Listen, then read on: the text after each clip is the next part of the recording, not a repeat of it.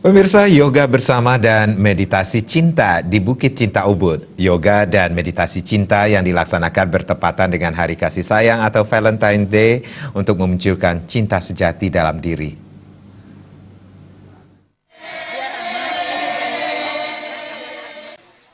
Ketua Panitia I Gusti Putu Adnyana mengatakan, mengingat Ubud menjadi pusat pelaksana yoga tertawa, muncul keinginan untuk menunjukkan yoga tertawa kepada masyarakat lainnya.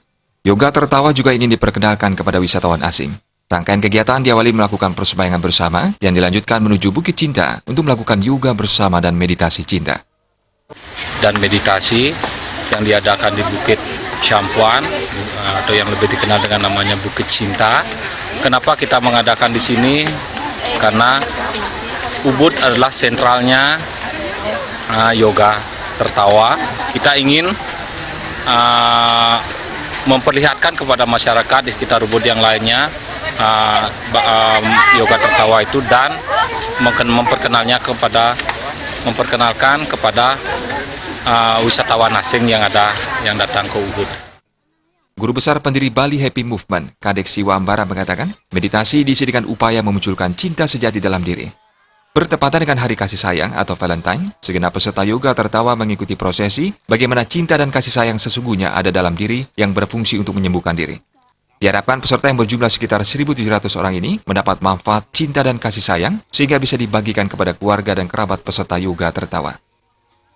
Kita mengumpulkan peserta yoga tertawa yang ada di Kecamatan Ubud. Kalau dari pendaftaran itu 1.700 yang hadir.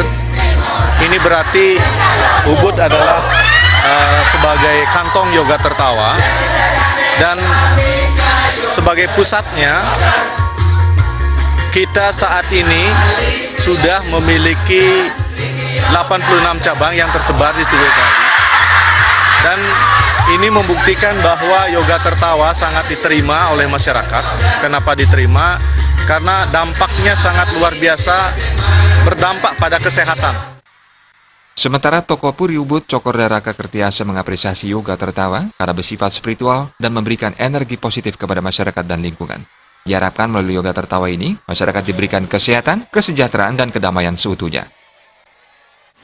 Jadi kami selalu mendukung kegiatan yang bersifat spiritual yang memberikan energi positif juga terhadap lingkungan maupun bagi yang mengikuti kegiatan ini.